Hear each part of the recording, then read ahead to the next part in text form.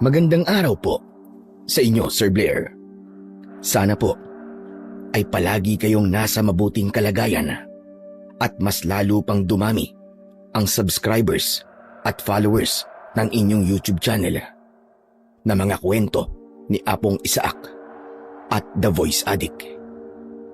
Sa kwentong ibabahagi ko, napatunayan ko na sa pag-abot ng ating pangarap ay marami tayong pagsubok na pagdadaanan bago natin ito makuha. Mga pagsubok kung saan maaari kang panghinaan ng loob at maging dahilan para tuluyan mong isuko ang iyong pangarap. Tawagin niyo na lang ako sa pangalang Macario.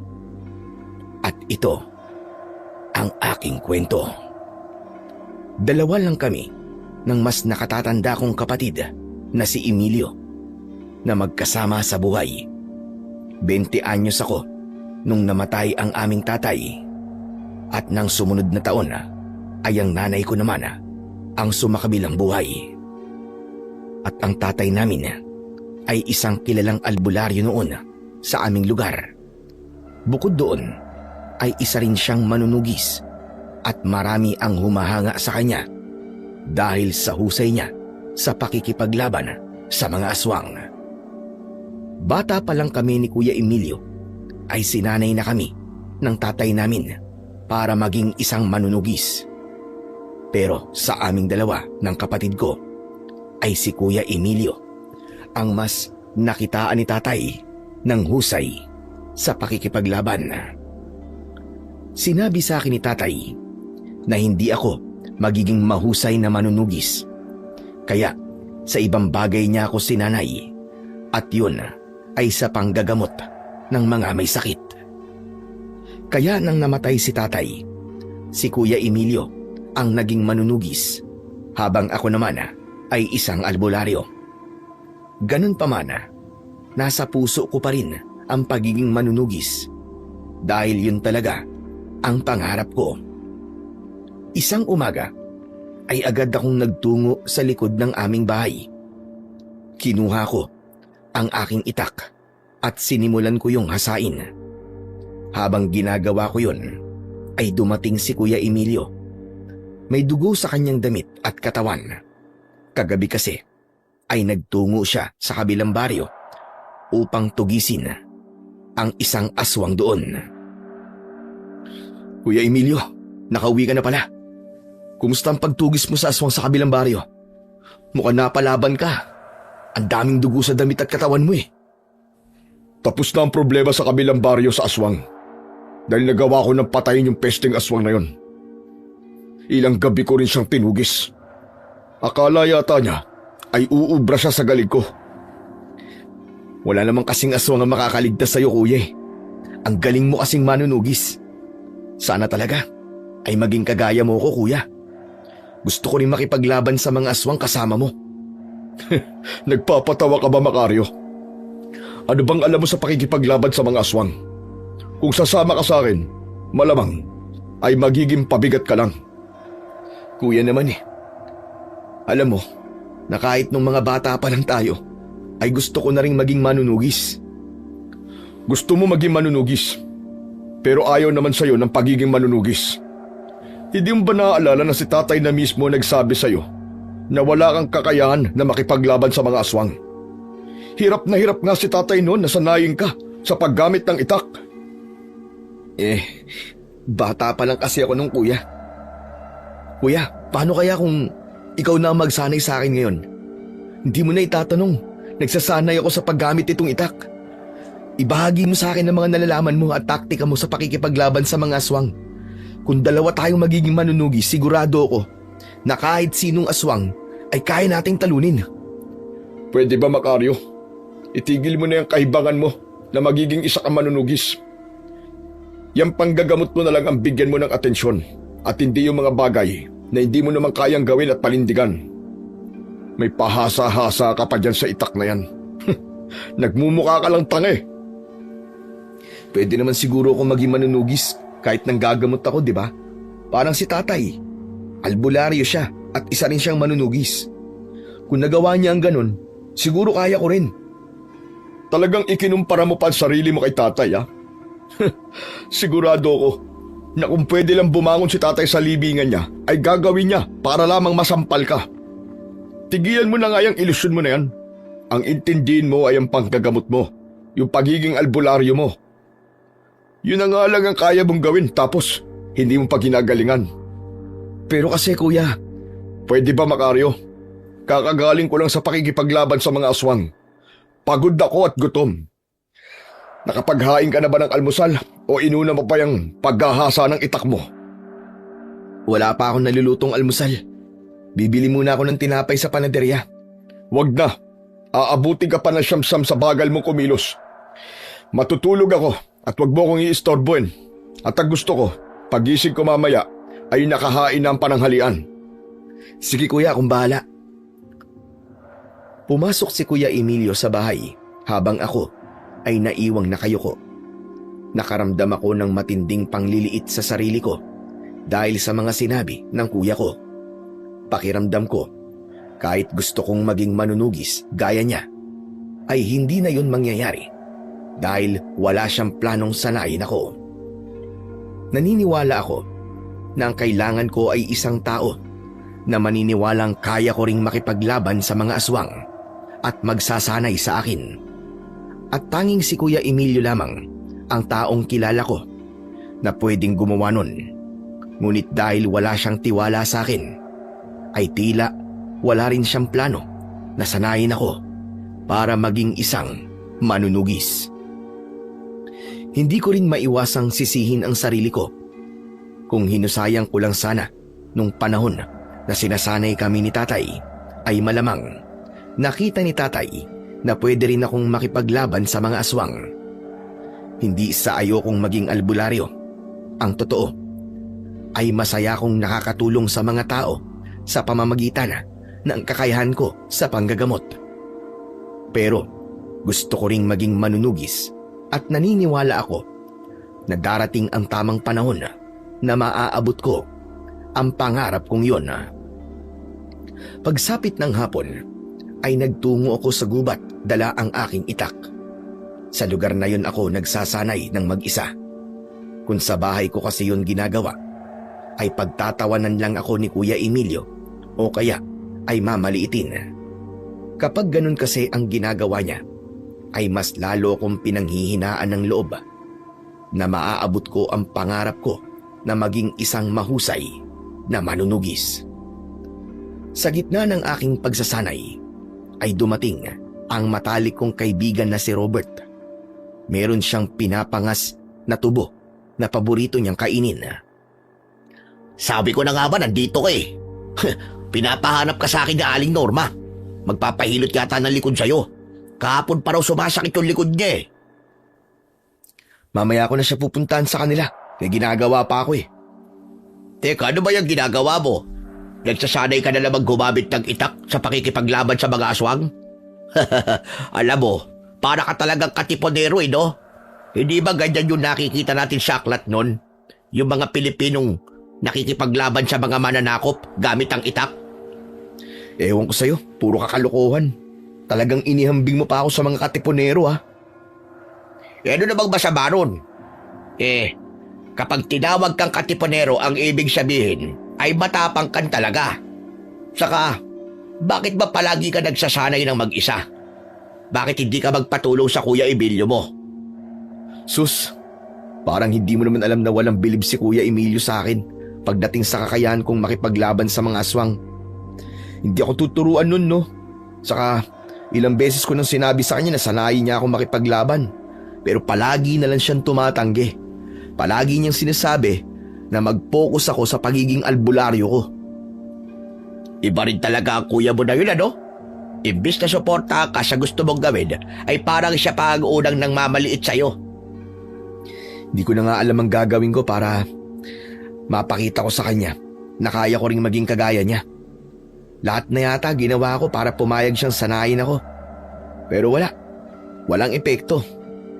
Alam ko kasi na hindi ako magiging magaling na manunugis kundi ako sasanayin ng isang manunugis na kagaya ni Kuya Emilio.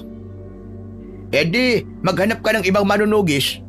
Natatandaan mo ba yung sinabi ng tatay mo dati na naging guro niya? Kaya siya naging kilalang manunugis? Sino? Si Mang Jacinto ba? Oo, yun ka.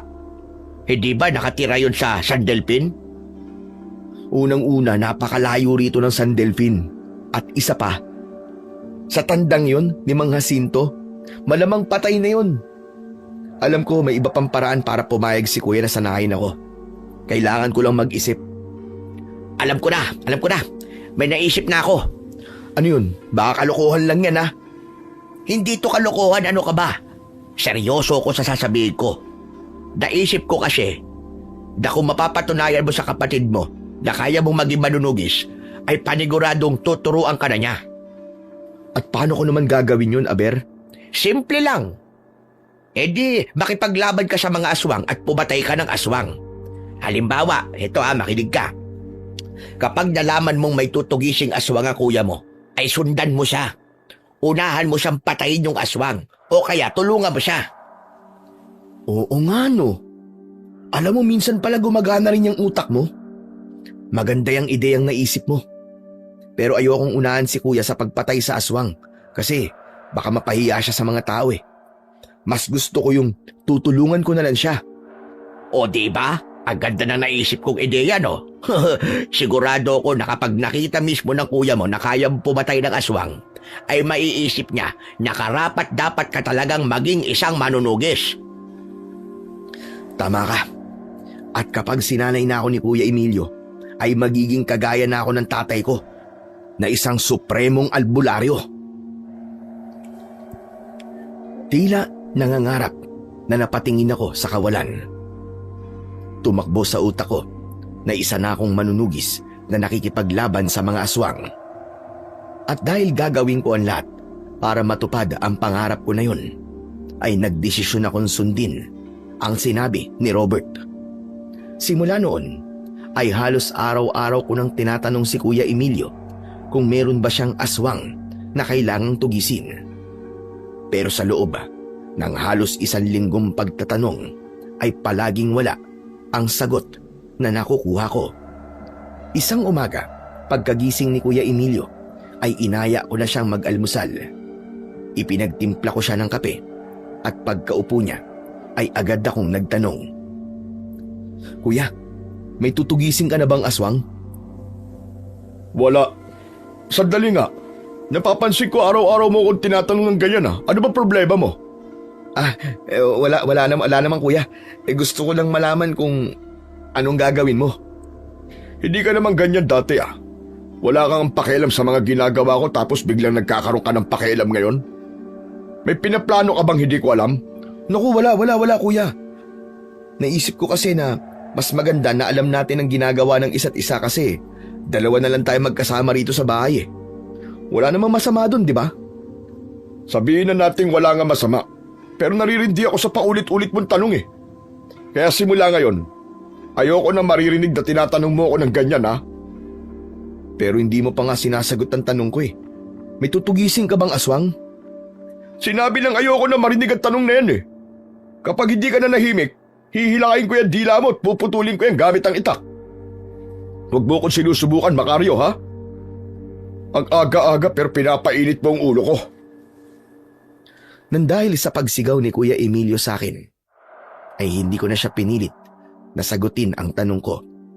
Pinanghinaan ako ng loob dahil mukhang hindi ko na maipapakita kay Kuya na kaya ko ring maging isang manunugis kagaya niya at ng aming ama. Hanggang isang gabi, napagtanto ko na hindi ko na kailangang paulit-ulit na tanungin ang kapatid ko kung meron siyang tutugisin na aswang dahil ako na mismo ang makakakita kung meron siyang lalabanang aswang. Habang naguhugas ako ng pinagkainan, ay nakita ko si Kuya Emilio na nagbibihis. Matapos yun, ay kinuha niya ang kanyang itak at isinabit niya yon sa bewang. Isinuot din niya ang anting-anting na ipinamana sa kanya ni tatay. Itinigil ko ang aking ginagawa. Lumapit ako sa kanya at itinago ko ang saya na nararamdaman ko. Aalis ka kuya? May tutugisin ka bang aswang? Meron. Saan kuya? Wala ka nang pakialam kung saan. Saka hindi ba? Sinabi ko na sa'yo na ayokong tinatanong mo ko ng ganyan. Pasensya na kuya. Pero mag-iingat ka kuya. Hindi ako ang kailangan mag-ingat, kundi yung aswang na tutugisin ko ngayong gabi. Alam mo bang binayaran ako ng kapitan ng baryong yun ng malaking halaga para lamang sa serbisyo ko? Talaga kuya? Magkano binayad niya sa'yo? Hindi mo na kailangan malaman, basta malaki. At dahil ako lang ang tutugis at papatay sa aswang na yun, ay huwag kang umasa na bibigyan kita ng pera. Hindi ko naman tinatanong sa'yo kung magkano ang binayad sa'yo dahil hihingi ako eh. Gusto ko lang talagang malaman kung magkano. Saka, kumikita naman ako kahit papano sa panggagamot ko. Pero kung ayaw mo sabihin kung magkano, ayos lang naman sa akin yun kuya. Alam mo, nagsasayang lang ako ng oras sa pakikipag-usap sa'yo eh. Makaalis na nga. Kuya, mag-iingat ka. Galingan mo ah. Hindi na ako pinansin ni Kuya Emilio. Dire-diretso siyang lumabas ng bahay. Ayos, ito na ang pagkakataong hinihintay ko. Kaya hindi ko na to pwedeng pakawalan. Kailangan kong ipakita kay Kuya na kaya ko rin pumatay ng aswang kagaya niya. Nagmamadali akong kumilos. Agad kong kinuha ang aking itak na bagong hasa. Isinabit ko yon sa aking bewang at palihim kong sinundan si Kuya Emilio kung saan siya pupunta. Walang kamalay-malay ang kuya ko na nakasunod ako sa kanya. Siniguro ko na medyo malayo ako sa kanya. Pero hindi ko hinayaan na mawala siya sa paningin ko. Makalipas ang halos kalahating oras ay nakarating na kami sa isang maliit na baryo. Patuloy akong nakamasid at nakasunod sa bawat galaw ni Kuya Emilio. Hanggang sa bigla na lang siyang tumakbo ng mabilis. Alam ko na may kakayahan na makaramdam ng aswang ang suot niyang anting-anting. Kaya sigurado ko na sa sandaling yon ay pupuntahan niya na ang aswang. Hindi nga ako nagkamali dahil isang aswang ang nakita namin na nasa bubong ng isang bahay. Agad yung sinigawan ni Kuya Emilio at galit na tumalon ng aswang para labanan ang kuya ko. Nagtago ako sa likod ng isang puno habang nakikipaglaban sa aswang si Kuya Emilio. May ilang mga tao na nakasilip sa kanilang bintana at pinanonood ang nangyayari. Anong gagawin ko? Kailangan ko naman tulungan si Kuya. Pero baka magalit siya sa akin eh. Pero hindi ko siya tutulungan na patayin yung aswang ay hindi ko may papakita sa kanya na kaya ko ring maging manunugis. Isang malalim na paghinga ang pinakawalan ko. Tatakbo na sana ako papunta kay Kuya Emilio para tulungan siyang patayin yung aswang. Pero nakita ko na nakahandusay siya sa lupa. May malalim siyang sugat sa dibdib at palapit na sa kanya yung aswang. Ang unang pumasok sa isip ko ay ang iligtas ang kuya ko. Walang pagdadalawang isip na tumakbo ko ng mabilis at bago pa tuluyang malapitan ng aswang si Kuya Emilio ay sinaksak ko na sa tiyan ang aswang ng aking matalas na itak. Malakas na sumigaw ang aswang at sa kanya ko malakas na itinulak. Napaupo na rin ako sa lupa at sa isang kisap mata ay mabilis na tumakas at nawala yung aswang. Ang una kong naisip ay si Kuya Emilio. Tutulungan ko sana siyang tumayo pero malakas niyang tinabig ang kamay ko at kahit may sugat ay pilit siyang tumayong mag-isa. Kuya, may sugat ka, tandaming dugo. Kailangan magamot kagad yan. Ano bang ginagawa mo dito? Hindi ka talaga nag-iisip, no? Na dahil sa ginawa mo, nakatakas tuloy yung aswang. Hindi mo dapat ginawa yon. Pero kuya, papatayin ka na niya eh. Tinulungan lang kita, kuya. Tinulungan? Hindi tulong ang ginawa mo kundi perwisyo. Alam mo bang pinapalapit ko lang talaga yung aswang sa akin at saka ko siya aatakihin? Hindi ko naman kuya alam na may plano kang ganun eh. Ang nasa isip ko lang kanina ay ang iligtas ka. Hindi ko talaga alam kuya. Maniwala ka. Kung wala kang alam, hindi ka na dapat nakialam. Umuwi ka na, Macario. Umuwi ka na. Pero ang sugat mo, kuya. Kaya ko sarili ko. Sinabi nang umuwi ka na eh. Natakot ako nang sigawan ako ni Kuya Emilio. Kaya kahit gusto kong gamutin ang sugat niya, ay wala akong nagawa, kundi ang gawin ang sinabi niya. Nang paalis na ako, ay doon ko nakita ang mga taong nasa labas ng kanilang bahay at nakatingin sa akin. Napayuko ako dahil sigurado ko na ako ang kanilang pinagbubulungan.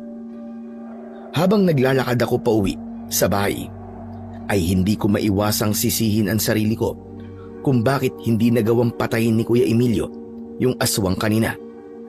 Pagdating sa bahay ay hindi ako mapakali.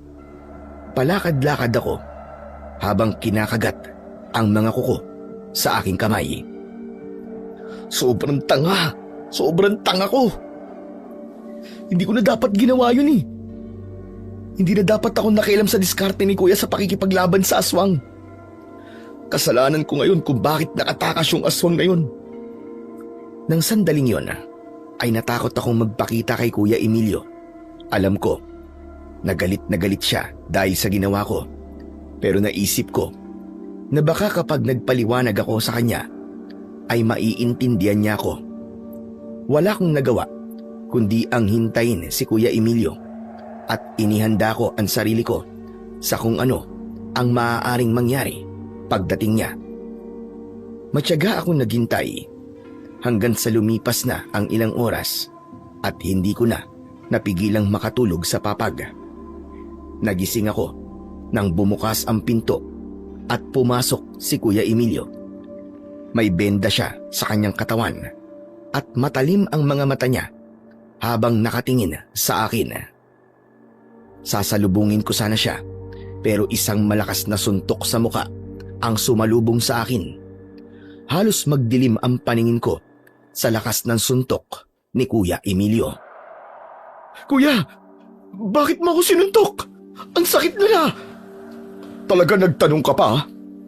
Anong pumasok sa isip mo? At sinundan mo ko? Kuya, gusto lang sana talaga kitang tulungan eh. Kaya ka ba tanong ng tanong sa akin kung kailan ako manunugis ng aswang? Ay dahil may plano kang ipahiya ako sa mga tao? Alam mo ba, na yun ang unang beses na natakasan ako ng isang aswang? Hindi ko naman intensyon na ipahiya ka sa mga tao, kuya eh. Wala akong ganung plano, maniwala ka naman. Sa tingin mo ba maniniwala pa ako sa'yo? Sinasabi ko na nga ba eh, may inggit ka sa akin eh. Naiinggit ka dahil mas kilala ako ng mga tao. Naiinggit ka dahil gusto mo maging manunugis pero wala kang kakayahang maging kagaya ko. Tama ako, di ba? Di ba? Hindi, kuya. Wala akong nararamdamang inggit sa'yo. Ang totoo nga niyan eh, ipinagmamalaki kita sa lahat eh. Maniwala ka naman, kuya. Gusto lang talaga kitang tulungan sa pagpatay sa aswang para makita mo na may kakayahan din ako maging isang manunugis. Sinungaling! Plinano mo ang lahat para masira ang pangalan ko sa mga tao. Alam mo, hindi na tayo pwedeng magsama sa iisang bahay. Mas mabuti pang umalis ka na rito. Kuya, pwede bang umalma ka na muna? Ano ba sinasabi mo? Sa atin iniwan ni tatay ang bahay na to at hindi mo ako pwedeng paalisin dito ng basta-basta. Ako may karapatan sa bahay na to kesa sa'yo. Dahil ako ang mas matanda. Kaya umalis ka na dahil baka mapatay pa kita dahil sa sobrang galit ko sa'yo. Sige na. Mag-impake ka na. Bilisan mo! Hindi ako aalis dito, kuya. Magkapatid tayo. Dapat palagi tayo magkasama. Hindi ko nahihintayin na tuluyan mo sirain ang pangalan at reputasyon ko sa mga tao. Kung ayaw mo mag-impake, ay ako mag-e-impake ng mga damit mo.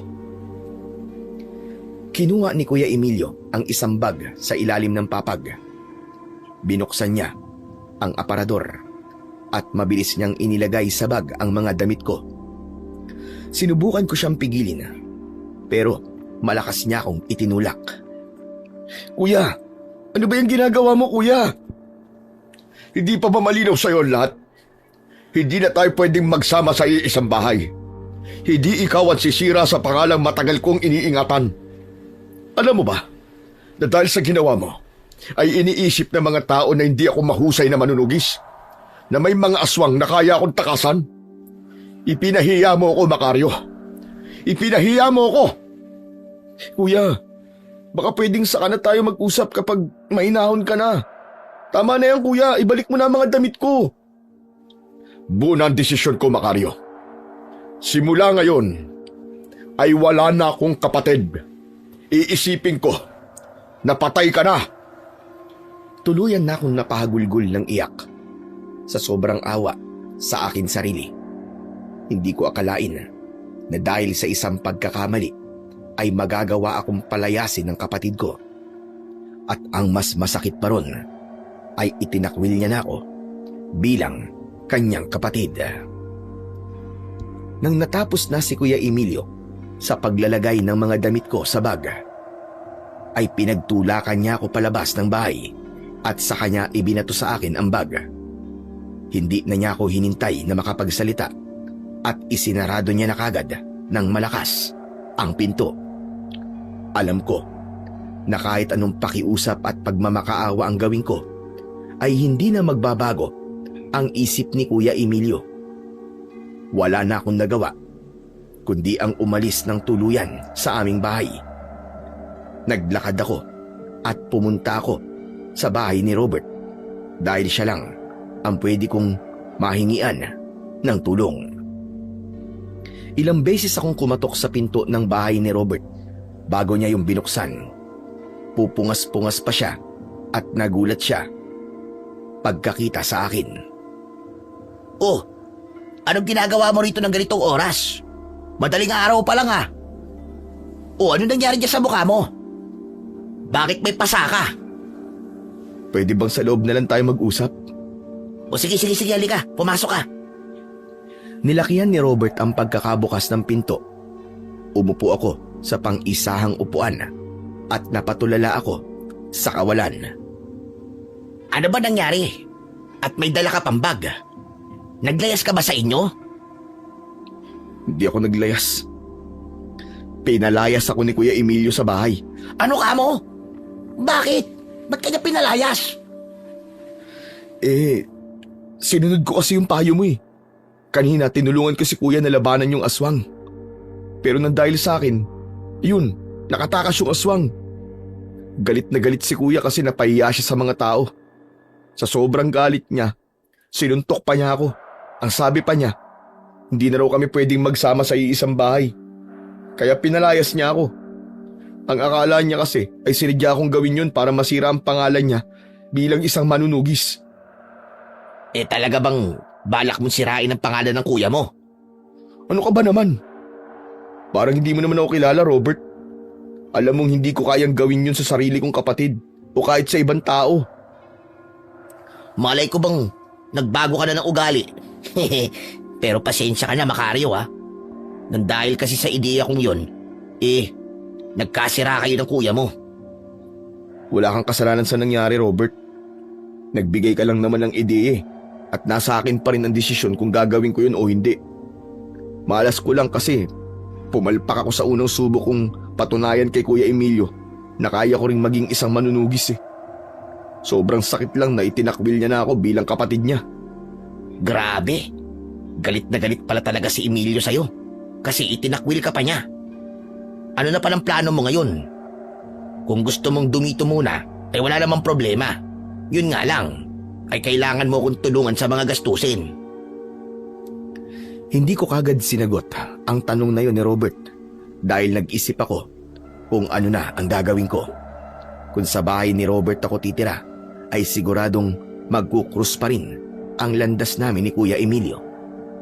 Alam ko na masasaktan ako kapag ituturing niya ako na hindi niya ako kilala. Hanggang isang bagay ang biglang pumasok sa utak ko.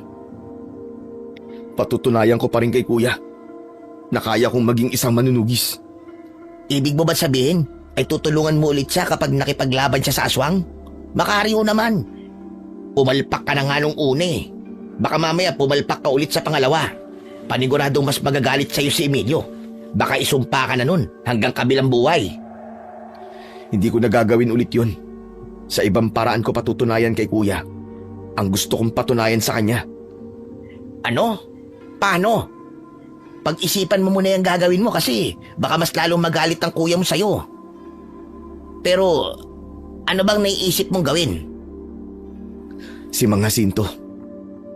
Yung manunugis na nagsalay sa tatay mo? Oh, anong meron sa kanya? Pupuntahan ko siya sa San Delfin.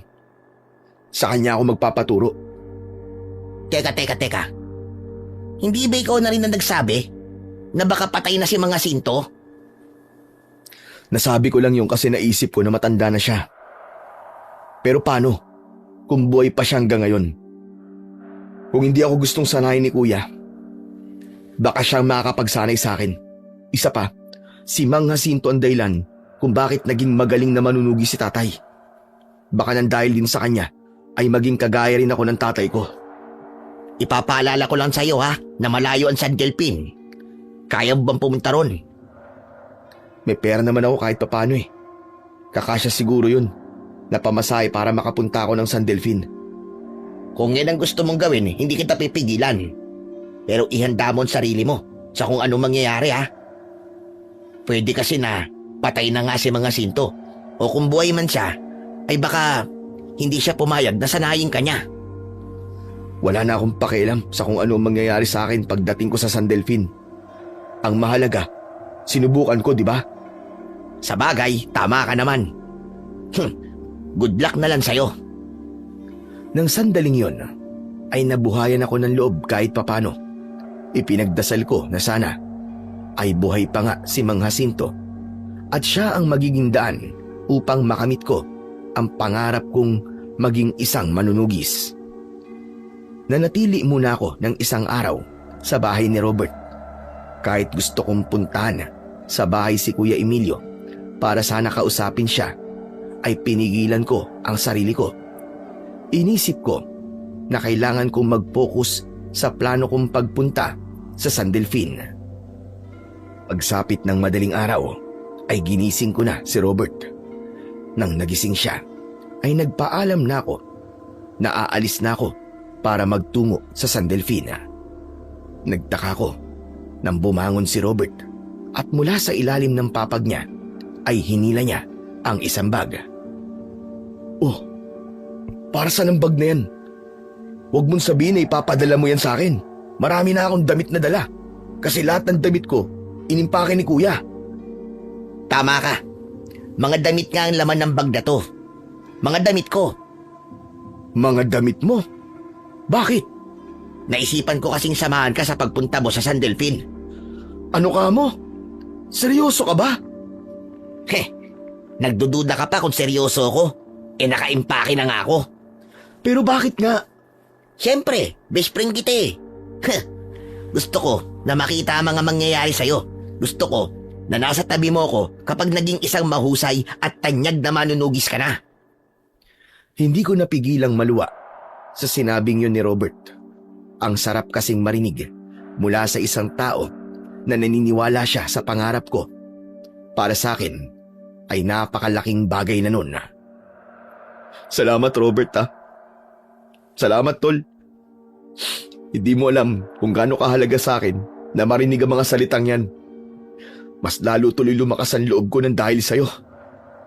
Ganito kasi ang magkaibigan. Dapat ay pinapalakas natin ang loob ng isa't isa. Sana ganyan din si Kuya Emilio. Kung pumayag sana siyang sanayin ako, ay hindi ko na kailangan magpunta sa ibang lugar. Hayaan mo na muna siya sa ngayon. Ang pagtuunan mo ng pansin ay ang pagpunta natin sa San Delfin. O ano, tara na. Para makarating kagad tayo ron. Masaya kong umalis ng aming baryo kasama si Robert. Inasahan ko na mag-isa akong aalis doon, kaya hindi ako makapaniwala na sasamahan ako ng aking matalik na kaibigan. At nang dahil doon ay napatunayan ko na totoong kaibigan talaga si Robert. Ang San Delfin ay isang maliit na isla, kaya bago kami nakarating doon ay kinailangan naming sumakay ng malaking bangka. Hindi ko akalain na napakahaba pala talaga ng biyahe papunta roon at sa kasamaang palad ay inabot na kami ng dilim. Habang naglalakad ay kapansin-pansin na wala ng tao sa labas. Lahat ng bahay ay nakasarado na kahit hindi pa naman ganun kalalim ang gabi. Paano na tayo dito ngayon? Saan tayo makikituloy? Wala naman tayong kilala rito. Kailangan nating hanapin ang bahay ni mga Sinto. Sigurado ko na kapag nalaman niya kung sino ang tatay ko, ay papatuloy niya tayo sa bahay niya.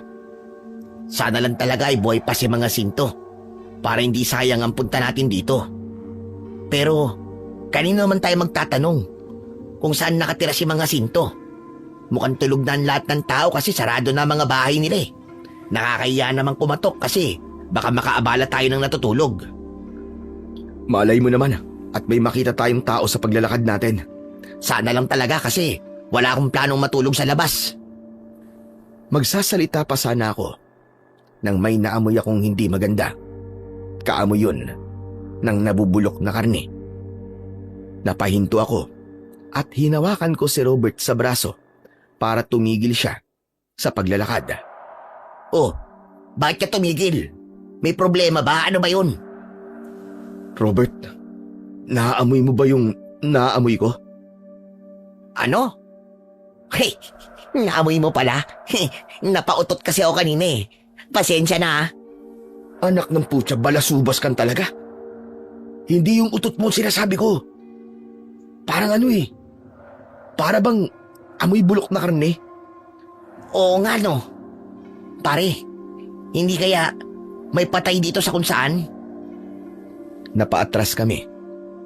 Nang isang nakakatakot na nilalang ang nakita naming papalapit sa amin. Sigurado ko na isa yung aswang dahil hindi yun ang unang beses na nakakita ako ng aswang. Nanlilisik ang mga mata ng nilalang at meron siyang matutulis na mga kuko at ngipin. Naglalaway siya at halatang gutom na gutom. Macario, nakikita mo ba ang nakikita ko? Oo, Robert.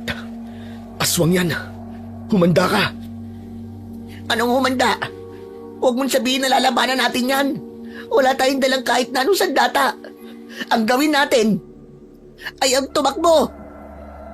Biglang sumugod sa amin ang aswang.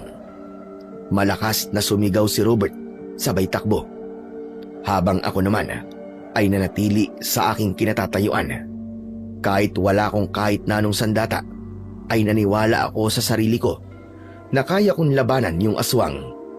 Hindi ko man siya mapatay, ay kahit magawa ko man lang siyang itaboy. Nang malapit na sa akin ang aswang, ay sinunggaban niya ako. Iniharang ko ang dala kong bag, kaya doon bumaon ang mga kuko niya. Malakas kong itinulak yung aswang, kaya natumba siya. Tatayo pa sana siya, ngunit may tumusok na palaso sa gilid ng ulo niya. Tumagos ang dulo ng palaso sa kabilang bahagi ng ulo ng aswang. Walang buhay na bumagsak sa lupa ang aswang at agad akong luminga para alamin kung saan galing yung palaso. Isang matandang lalaki ang lumabas sa talayban na nasa gilid ng daan. Sigurado ko na siya ang pumana sa aswang dahil meron siyang dalang pana. Sa sandaling yun, ay binalikan na ako ni Robert. Maraming salamat po sa pagliligtas po sa amin. Hindi na dapat kayo nasa labas ng ganitong oras. Dahil paminsan-minsan ay may mga aswang na pag-alagala rito. Pasensya na po, Tatang. Hindi po kasi namin alam na may mga aswang pala sa islang to. Dayo lang po kami rito eh. Alam ko, dahil ngayon ko lang kayo nakita. Ang mabuti pa ay ihatid ko na kayo sa pupuntahan nyo. Tatang, wala po kaming kilala rito eh. Oh, bakit kayo nagpunta rito kung wala pala kayong kilala? Hindi ba kayo nag-iisip? Meron po kasi kaming hinahanap na tao. Macario, itanong mo sa kanya na baka pwedeng makituloy tayo sa bahay niya. Sige na. Bubulong-bulong ka pa dyan. Pero dinig ko naman kung anong sinabi mo. Walang problema kung makikituloy kayo sa bahay ko ngayong gabi. Kargo pa ng konsensya ko kung may mangyaring masama sa inyo. Pero bukas ng umaga ay umalis na kayo rito, lalo na't wala pala kayong kilala rito. Maraming salamat po, Tatang. Sobrang bait niyo po. Huwag mo na akong binubola. Matanda na ako para dyan. Sige na, sumunod na kayo sa akin. Bilisan nyo. Masaya kaming nagkatinginan ni Robert dahil alam namin na hindi na namin kailangan matulog sa kung saan. Sumunod kami sa matandang lalaki at dinala niya kami sa kanyang kubo. Pinaglatag niya kami ng banig at binigyan ng 2 unan at 1 kumot. Hindi na namin nagawang kausapin pa ang matandang lalaki dahil humiga na siya sa papag at sigurado ko na gusto niya nang matulog. Humiga na rin kami ni Robert at dahil sa pagod ko sa napakahabang biyahe at sandaling pakikipaglaban sa aswang ay agad akong nakatulog. Kinabukasan ng umaga ay nagising kami ni Robert dahil sa pag-iingay ng matandang lalaki. Paulit-ulit kasi niyang hinahampas ang sandok sa takip ng kaldero. Hoy! Bumangon na kayo dyan! Nakahanda na ang almusal!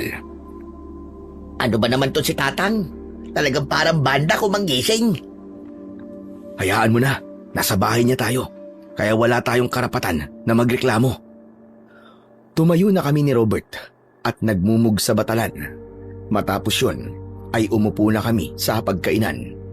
Meron doong nakahain na nilagang kamote at saging na saba. Bahala na kayo magtimpla dyan ng kape. Ginising ko kayo ng maaga dahil 8:00 ang alis ng bangka rito sa isla. Kaya bilisan nyo ang kilos nyo para makaabot pa kayo roon. Hindi pa po kami aalis dito hanggat hindi ko po nakakausap yung taong hinahanap namin. Sino ba yung hinahanap nyo? Anong pangalan at baka kilala ko? Jacinto po ang pangalan niya. Siguro po ay kilala niyo siya kasi tanyag po siyang manunugis eh. Anong kailangan mo kay Jacinto? Teka, ibig po bang sabihin kilala niyo po siya? Pwede po bang samahan niyo kami sa kanya pagkatapos natin kumain? Sabihin mo muna sa akin kung ano ang kailangan mo sa kanya bago ko kayo dalhin sa kanya. Ano po kasi, gusto ko rin pong maging isang manunugis. Ang alam ko po ay si Mang Jacinto ang nagsanay sa tatay ko kaya naging isang magaling siyang manunugis nung buhay pa siya. Sino ba ang tatay mo? Teodoro po ang pangalan ng tatay ko. Napansin ko na natigilan ang matandang lalaki nang sabihin ko ang pangalan ni tatay. Seryoso siyang nakatingin sa akin at wala akong ideya kung bakit bigla kong kinabahan. Mahinang umubo ang matandang lalaki at uminom siya ng kape. Bakit po? May problema po ba, Tatang? Ang taong hinahanap nyo ay nasa inyo ng harapan. Po, nasan po? Wala naman po akong ibang nakikitang ibang tao rito, kundi tayong 3 lang. Nasaan ba ang utak mo? Nasa talampakan? Ang ibig kong sabihin ay ako, si Jacinto. Ako ang manunugis na hinahanap niyong 2. Talaga po? Kayo po si Mang Jacinto? Mahina ba ang pandinig mo? At kailangan ko pang ulitin ang sinabi ko? Hindi lang po kasi ako makapaniwala na ang unang taong makikilala namin dito ay ang taong dahilan kung bakit kami nandito sa San Delfin. Kaya po pala, ang dali niyong napatay yung aswang kagabi. Dapat doon pa lang ay naisip ko na may posibilidad na ikaw nga si Mang Jacinto. Ako nga po pala si Macario at itong kaibigan ko naman po ay si Robert. Ngayon sabihin mo sa akin, anong dahilan kung bakit gusto mong sanayin kita para maging isang manunugis? Hindi ka ba sinanay ng tatay mo noon? Sinanay po niya ako nung bata pa ako. Pero sabi po niya ay hindi niya ako nakikitaan na may katangian ng isang magaling na manunugis. Kaya yung kuya ko na lang po ang sinanay niya habang ako ay tinuruan naman niyang manggamot. Isa po akong albularyo sa lugar namin. Isa ka naman palang albularyo. Bakit gusto mo pang maging manunugis? Bata pa lang po kasi ako ay pangarap ko na po talagang ipagtanggol ang mga tao mula sa mga aswang. Mataas din po ang tingin ko sa tatay ko, kaya gusto kong maging kagaya niya na isang albularyong manunugis. Isa pa, gusto ko rin pong patunayan sa kapatid ko na kaya ko rin makipaglaban sa mga aswang. Hindi muna nagsalita si Mang Jacinto. Mas naging matiim ang tingin niya sa akin at alam ko na sa sandaling yon ay pinag-iisipan niya kung ano ang magiging desisyon niya. Pinagpawisan ako dahil sa sobrang kaba. Panay ang dasal ko na sana ay pumayag siya sa gusto ko. Kagabi, nakita ko na meron kang likas na tapang. Hinarap mo ang aswang kahit wala kang kahit na anong sandata. Hindi ka tumakbo, gaya nitong si Robert. Wala naman po kasi akong kaalaman sa pakikipaglaban sa mga aswang eh. Kaya tumakbo na lang ako. Manahimik ka, dahil hindi pa ako tapos magsalita. Para sa akin, ay mali ang ginawa ng tatay mo. Kahit hindi niya nakita na wala kang kakayahan na maging isang manunugis, pero nakita niya na determinado ka, ay dapat sinanay ka pa rin niya. Kaya ako ang gagawa ng hindi ginawa ng tatay mo. Pumapayag na akong sanayin ka hanggang sa maging isa kang mahusay na manunugis. Talaga po. Naku, maraming salamat po mga Sinto. Salamat po talaga. Napakalaking bagay po nito para sa akin. Pero sana ay alisin mo sa mga dahilan mo na kaya mo gusto itong gawin ay para may mapatunayan ka sa kapatid mo. Gawin mo ito para meron kang mapatunayan sa sarili mo. Pagkatapos nating mag-almusal ay maganda ka dahil sisimulan na kagad natin ang iyong pagsasanay. Maluwa-luwa kong ipinagpatuloy ang pagkain ko. Pakiramdam ko ay nasa ulap ako ng mga sandaling yon. Nang tignan ko si Robert ay hindi siya nagsalita, pero nakita ko sa mga mata niya na masaya siya para sa akin.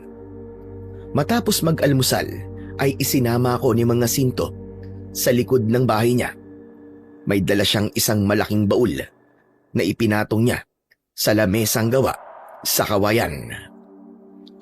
Ang laman ng baul na ito ay mga sandatang ginamit ko nung aktibo pa ako sa pakikipaglaban sa mga aswang. Pero bago ko buksan ang baul na ito at papiliin ka kung anong sandata ang gusto mo, ay meron muna akong sasabihin sa'yo.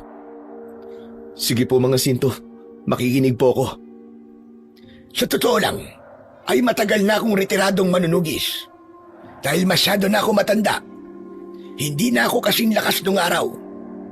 Kung tutusin, kapag sinalakay ang islang ito ng napakaraming aswang, ay baka mapatay na nila ako. Sadyang kailangan ko lang bumalik sa pagiging manunugis dahil biglang may mga aswang na umaatake rito sa aming isla. Napansin mo siguro na agad akong pumayag na sanayin ka at ang dahilan ay gusto kong merong magmana ng kakayahan ko bilang isang manunugis. May mga katangian ka na nakita ko na dapat taglayin ng isang manunugis. Mga Sinto, wala po ba kayong anak na pwede niyo pong pagpasahan ng kakayahan niyo? Sa kasamaang palad, ay hindi ko na nagawang makapag-asawa nang dahil sa pakikipaglaban ko sa mga aswang. Nagulat na lang ako na napag-iwanan na pala ako ng panahon at matanda na ako.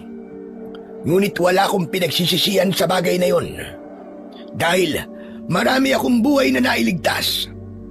Ngayon sa huling pagkakataon ay tatanungin kita, handa ka ba talagang tanggapin ang tungkulin ng isang manunugis? Handa mo bang ialay ang sarili mong buhay para sa buhay ng iba? Handang-handa po ako.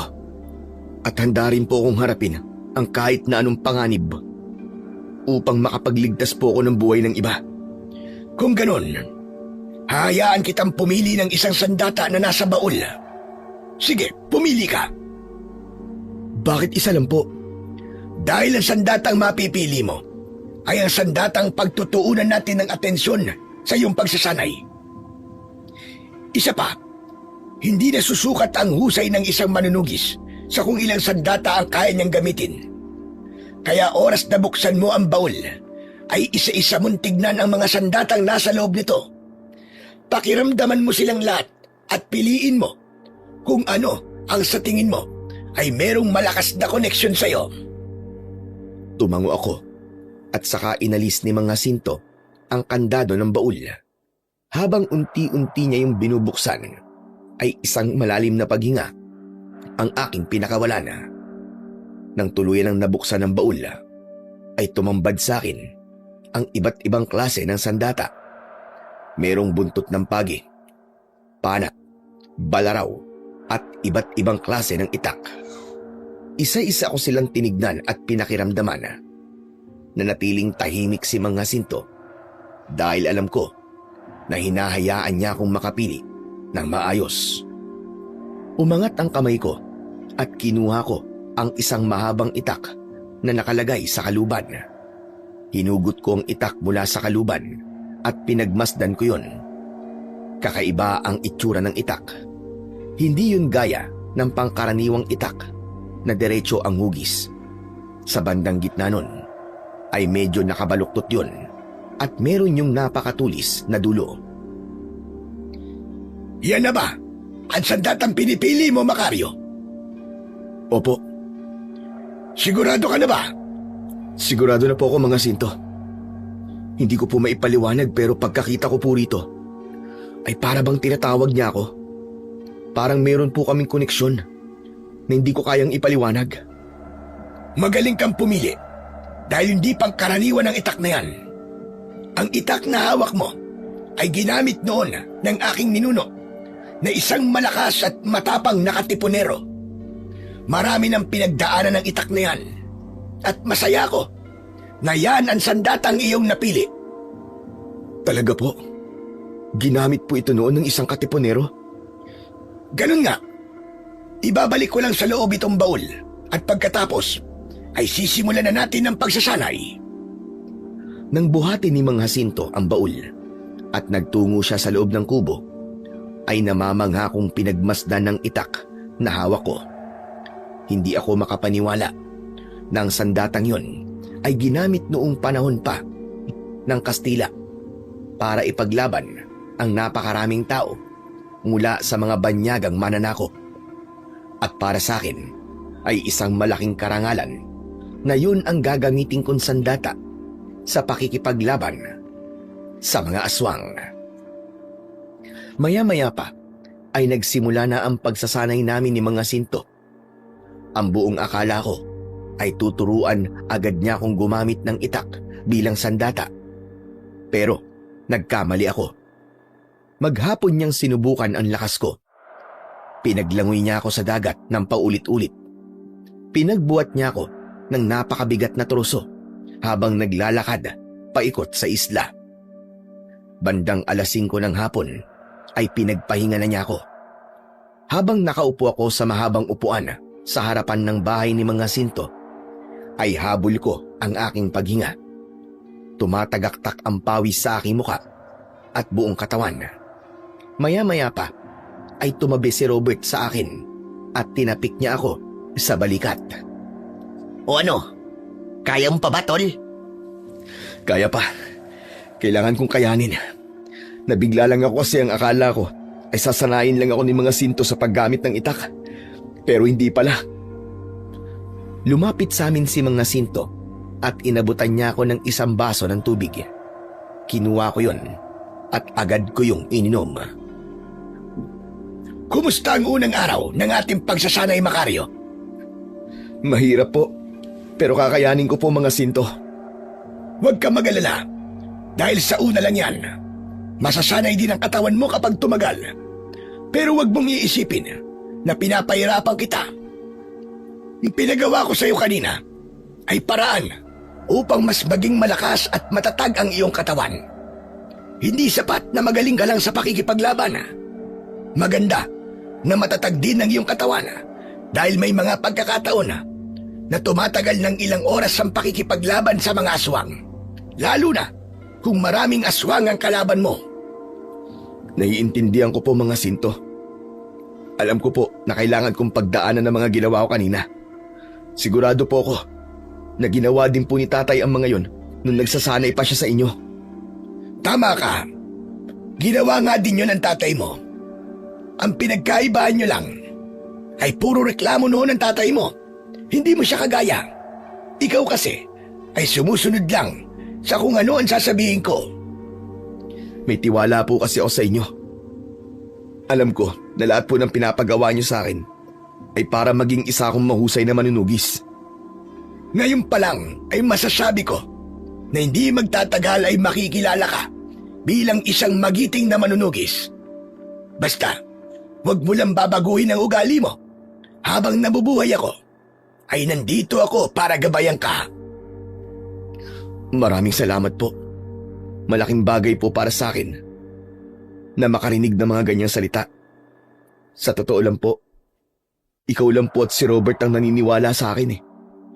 Hindi ko nga po maintindihan kung bakit kung sino pa ang kadugo ko ay sila pang nagsasabi sa akin na hindi ako magiging manunugis. Nakakalungkot, pero nangyayari talaga ang ganyang bagay. Hindi lang ikaw ang nakakaranas ng ganyan. Kung sino pa ang taong inaakala mo na susuporta at maniniwala sa'yo, ay sila pa ang hihila sa'yo pababa. Pero ang pinakamalaga ay ang huwag mawawala ang tiwala mo sa sarili mo. Walang ibang pwedeng unang magtitiwala sa'yo, kundi ikaw mismo.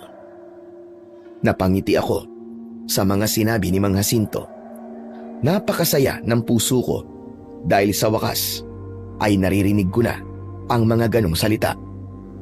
Hindi na rin ako nagtaka kung bakit naging mahusay na manunugis ang tatay ko dahil sinanay siya ng isang kagaya ni Mang Jacinto na hindi lang ako sinasanay para maging malakas kundi mahusay din siya sa pagpapalakas ng loob ko.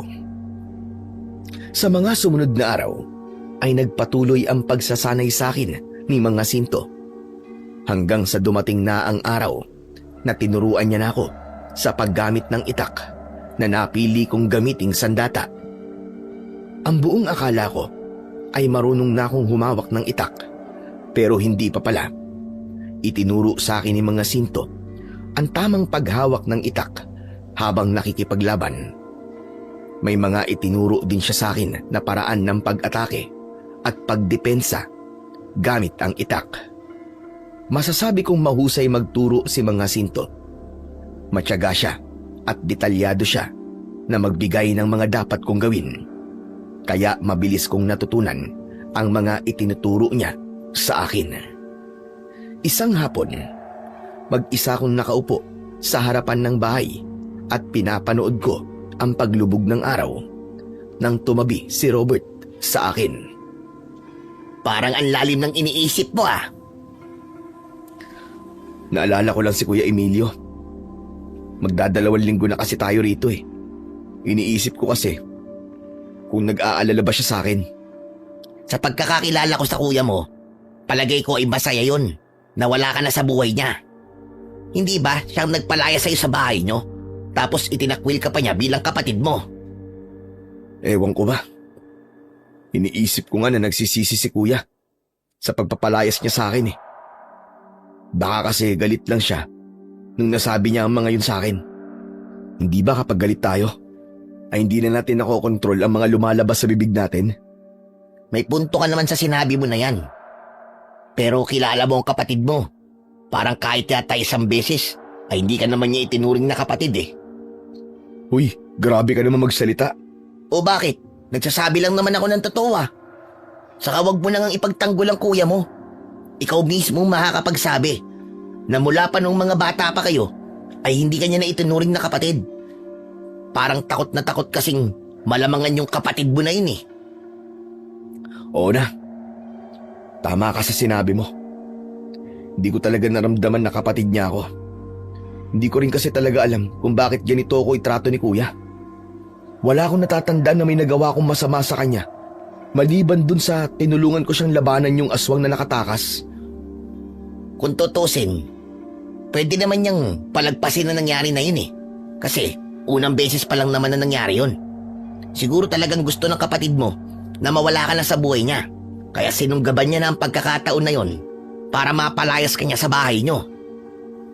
Hindi sa dahil gusto kong magalit ka sa kapatid mo ha. Ito naman ay opinyon ko lang. Ewan ko ba rin sa kuya ko? Pero alam mo, kahit papano, ipinagpapasalamat ko pa rin na nangyari yun.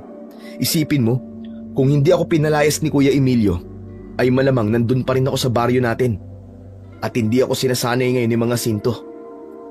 Baka nga kailangan mangyari yun. Kasi isa yun sa akbang para matupad ko ang pangarap kong maging manunugis. Sinang-ayunan ni Robert ang sinabi ko.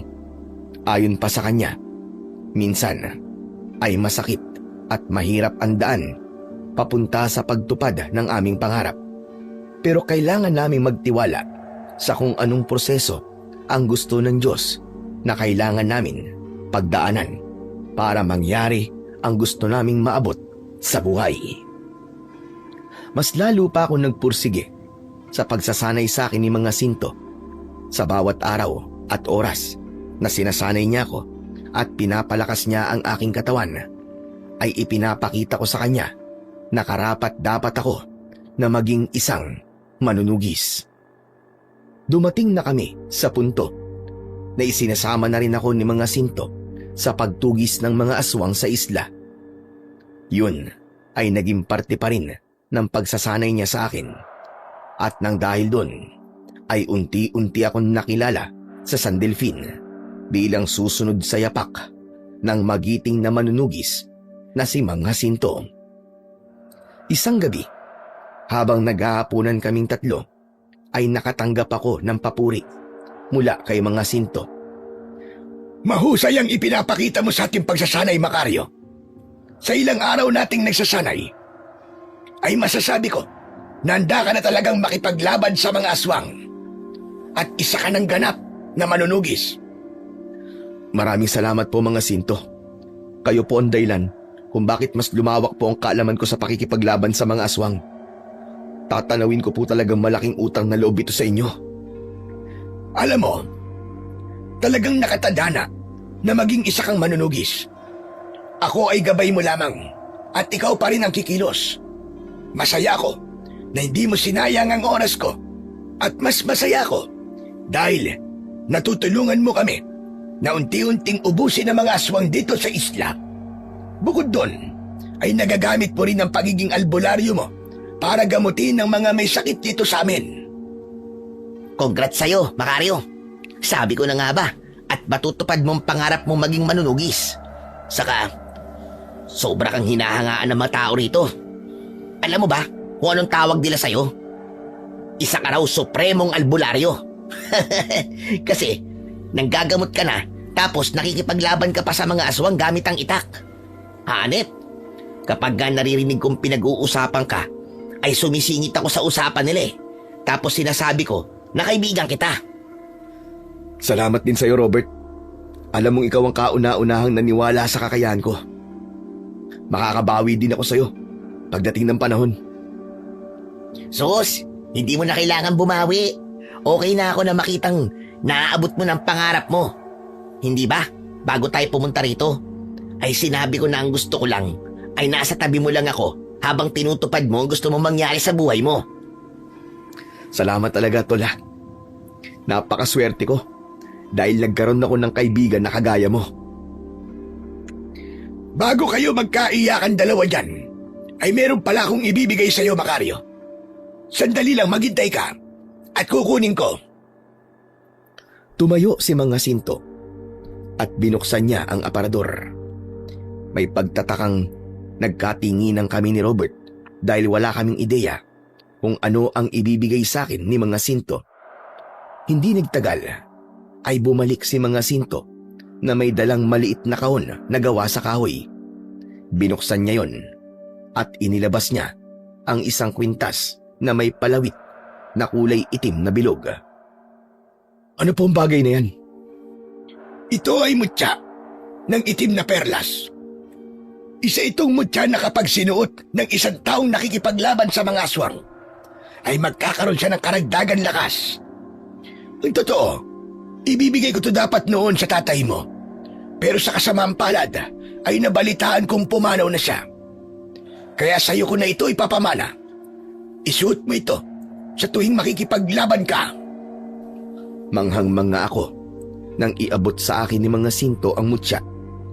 Nanginig ang mga kamay ko nang isinabit ko yon sa aking leeg.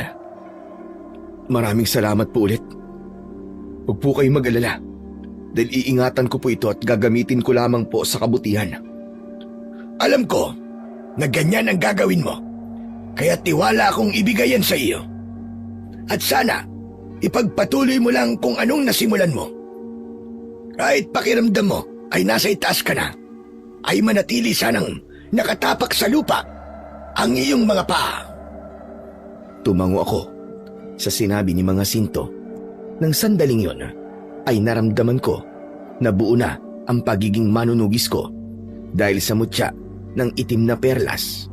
At lahat ng yon ay nangyari dahil kina Robert at Mga Sinto na naniwala sa kung ano ang kaya kong gawin. Magmula noon ay pinagtuunan na namin ng atensyon ni Mga Sinto ang pag-ubos sa mga aswang sa San Delfin. May mga pagkakataon na ako lang ang mag-isang nakikipaglaban at napansin ko na mas lumakas ako. Alam ko na yun ay dahil sa mutyang ipinamana sa akin ni Mga Sinto. Mas lalo pa akong nakilala sa lugar na yon at natutuwa ko kapag tinatawag nila akong Supremong Albularyo. Hanggang sa tuluyan ng naubos ang mga aswang sa San Delfin. Nalaman namin yon dahil 2 linggo nang walang nangyayaring pag-atake ng mga aswang. At dahil doon, ay nagkaroon ng maliit na selebrasyon sa plaza. Halos maiyak ako sa sobrang tuwa nang nagpasalamat ang mga tao sa akin. Habang umiinom kami sa plaza at nagkakasiyahan ng iba, ay isang bagay ang sinabi sa akin ni Mga Sinto. Ipinagmamalaki kita, Macario. Hindi ka lang mahusay na manunugis, kundi napakabuti mo ring tao. Tignan mo, at sa sobrang pagmamahal at pasasalamat ng mga tao rito, ay nagkaroon pa tayo ng selebrasyon na inaalay nila para sa'yo. Malaki po ang bahagi niyo ni Robert kung bakit ako naging isang manunugis. Ang selebrasyon pong ito ay hindi lang para sa akin, kundi para sa ating lahat. Pero sobra po ako natutuwa kasi hindi ko po akalain na sa ibang lugar ko pa pala mararanasan ang ganitong bagay. Sa baryo po kasi namin ay isang pangkaraniwang albularyo lang po ang tingin sa akin. Kung hindi nakikita ang halaga mo sa isang lugar, ay kailangan mong umalis doon. Tama ang ginawa mo sa pagpunta mo rito dahil dito natupad ang kung anong gusto mo mangyari. Oo nga pala, meron pa akong kailangan sabihin sa'yo. Hindi ba wala nang aswang dito sa San Delfin? Kaya ibig sabihin ay tapos na rin ang misyon mo rito. Kanina, may kumausap sa akin na kapitana sa isang baryo. Hinihingi niya ang tulong mo dahil ginagambala sila ng isang aswang. Ang gusto ko sana ay tulungan mo sila. Ibig niyo pong sabihin ay nakarating na po sa ibang baryo ang tungkol sa akin? Oo naman, at huwag kang magtaka kung bakit nangyari yon. Hindi ba't meron tayong kasabihan na may tenga ang lupa at may pakpak ang balita? Sa palagay ko, ay ito na ang panahon para mapatunayan mo sa mas nakakarami na isa kang mahusay na manunugis. Sige po, pumapayag po ako magpunta sa baryong yon para tulungan sila sa problema nila sa aswang. Simula pa lang ito, naniniwala ako na mas marami ka pang makakaharap na mga aswang at sigurado ako na mas marami pang tao makakasaksi kung gaano ka kagaling bilang isang tagapagtanggol. Nang sandaling yon, ay inihanda ko na ang sarili ko sa mga laban na kakaharapin ko. Tama si Mga Sinto sa kanyang sinabi. Nagsisimula pa lang ako at nangako ako sa akin sarili na hindi ako titigil hanggat kaya kong ipagtanggol ang mga walang kalaban-laban sa mga aswang na banta sa buhay ng mga tao. Kinabukasan ay agad kaming umalis ni Robert, sakay ng bangka para magpunta sa baryong sinasabi sa akin ni mga Sinto. Kahit alam ko ang aking kakayahan, ay medyo kinabahan pa rin ako dahil yun ang unang beses na makikipaglaban ako sa aswang sa labas ng isla ng San Delfin. Alam mo, Macario, ako ang nai-excite para sa'yo eh. Biruin mo, parang kailan lang ay sinasanay ka pa ni mga Sinto. Pero tignan mo naman ngayon. At pupunta ka na sa ibang lugar para makipaglaban sa mga aswang. Hanep, nag-level up ka na talaga. Medyo kinakabahan nga ako, Robert eh. Alam mo namang unang beses to, naaalis tayo ng San Delfin para makipaglaban sa aswang. Sus, kayang-kaya mo yung aswang sa baryong yon. Ikaw pa ba? Pero alam mo, bigla akong naalala ang kuya mo eh. Bakit naman? Ano kayang magiging reaksyon niya kapag nalaman niyang isa ka ng ganap na manunugis ngayon? At hindi lang basta manunugis ha, kundi magaling na manunugis. Hindi ko alam, Robert. Pero siguro naman matutuwa yun. Ewan ko ha, pero pakiramdam ko ay hindi yung matutuwa. Baka nga mainggit pa yun eh, kasi palagi kanyang minamaliit noon. At siya pa ang pumipigil sa pangarap mo. Sa tingin ko nga, mas magaling ka na ngayon kaysa sa kanya eh. Huwag kang magsalita ng ganyan, Robert. May kanya-kanya kaming kahinaan at lakas ng kapatid ko. Magkaiba kami ng paraan sa pakikipaglaban. Hindi mo kailangang ikumpara ako sa kanya. Sorry naman, di ko lang kasi makalimutan na pinalayas at itinakwil ka niya. Pero di ba, kung hindi yun nangyari, hindi natin makikilala si mga Sinto. Sa bagay, tama ka naman sa sinabi mong yan. Maya-maya pa, ay bumaba na kami ng bangka at sumakay kami ng tricycle na siyang naghatid sa amin sa baryong pupuntahan namin. Pagdating doon, ay agad naming hinanap ang kapitana at nagpakilala ko sa kanya. Napakasaya ni kapitana sa pagdating ko at kahit wala pa akong ginagawa, ay nagpasalamat na kagad siya. Sinabi pa niya na marami na siyang naririnig na magagandang kwento tungkol sa akin, kaya sigurado siya na magagawa kong paslangin ang aswang na gumagambala sa baryo nila. Naging matagumpay ang pagtugis ko sa aswang sa baring yon. Sa unang gabi pa lang ay nakaharap ko na ang aswang at sa isang mabilis na laban ay nagawa ko siyang paslangin. Labis ang pasasalamat ng mga tao roon sa akin at bilang pasasalamat ay nagbigay sa akin ng pera ang kanilang kapitana. Tinanggihan ko yon nung una pero naging mapilit siya hanggang sa wala na akong nagawa kundi ang tanggapin ang perang yon. Masaya kaming umalis ni Robert sa baryo at pagbalik namin sa bahay ni mga Sinto ay agad niya kaming sinalubong. Macario, nagbalik ka na pala. Kumustang naging pakikipaglaban mo sa aswang? Magandang balita po mga Sinto. Nagawa ko pong patayin yung aswang sa loob lamang po ng isang gabi lang. Sinasabi ko na nga ba, at madali mong mapapatay ang aswang na yon. Ginamit ko po kasi yung mga natutunan ko sa inyo. Saka malaking tulong din po itong mutya ng itim na perlas. Kasi ramdam ko po na mas pinapalakas niya po ako. Ang totoo, hindi gagana sa isang tao ang kapangyarihan ng mutyang yan kung hindi siya karapat-dapat. Kaya malinaw na karapat-dapat ka sa mutya ng itim na perlas. Oo nga pala, sakto ang dating nyo. Alam ko, nauuwi na kayo ngayon, kaya nagluto ko ng masarap na ulam. Yon! Ano pong niluto nyo mga Sinto? Nilagang baboy. Ayos! May sabaw! Ang tagal ko na rin hindi nakakahigop ng mainit na sabaw.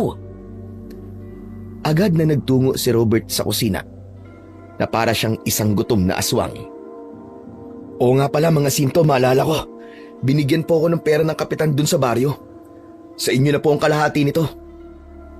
Teka. Humingi ka ng bayad sa kanila kapalit ng serbisyo mo. Naku, hindi po. Usa po itong binigay sa akin ng kanilang kapitan. Hindi ko po sila siningil. Pinipilit po na tanggapin ko talaga eh. Pinag-ambag-ambagan daw po ito ng mga tao roon. Ang totoo nga po niyan eh. Di po ako umasa na bibigyan nila ako ng pera. Bakit po? Masama po bang tumanggap ng bayad kapag isang manunugis? Hindi naman masama kung tatanggap ka ng bayad. Basta bukal sa loob nila ang pagbigay nun sa'yo. Ang masama ay kung ginagawa mo ang iyong tungkulin para sa pera. Mawawala kasi ang totoong dahilan kung bakit ginusto mong maging tagapagtanggol. Huwag po kayo mag-alala mga Sinto, dahil hindi ko po hahayaan na gawin ko ang tungkulin ko ng dahil sa pera. May tiwala naman ako sa iyo, Macario. Alam ko na hindi ka babaguhin ng pera at wala akong pagsisisi na sinanay kita para makarating ka sa kung nasaan ka ngayon. Hindi ko napigilan ang mapangiti nang dahil sa labis na kasiyahan. Ganong buhay kasi ang pangarap ko noon pa man.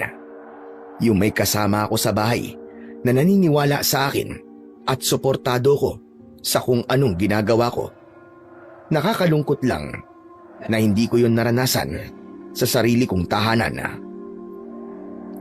Mabilis na lumipas ang 1 taon at nanatili pa rin kami ni Robert sa San Delfin.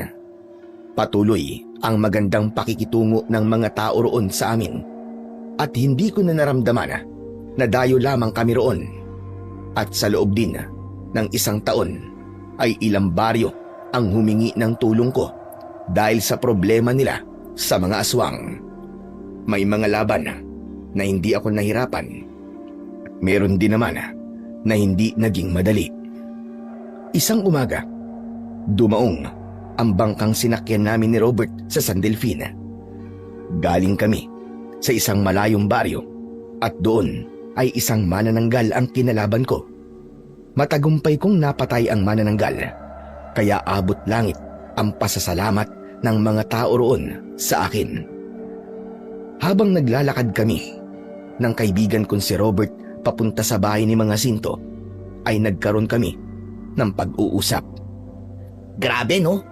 Pati manananggal ay kaya mo na ring labanan. Partida pa yun ha. Lumilipad yung manananggal. Kahit nga ako hindi rin makapaniwala na nakapatay ako ng ganong klaseng aswang eh. Unang beses kasi yun na may kinalaban ako manananggal. Pero totoo nga, na kapag nandun ka na sa sitwasyon, ay talagang gagawin mo ang lahat para manalo. Teka, maiba ako, Macario. May gitsang taon na pala tayo dito sa San Delfin, no? Wala ka bang planong umuwi sa baryo natin? Kahit bumisita man lang? Sino namang bibisitahin ko ron? Yung kuya mo. Ako kasi, ayos lang kahit hindi na ron bumalik eh. Kasi masaya na ako rito. Wala na rin naman akong pamilya. Tapos, ikaw na nag-iisa kong kaibigan ay kasama ko naman araw-araw. Pero ikaw, meron kang kapatid sa baryo natin.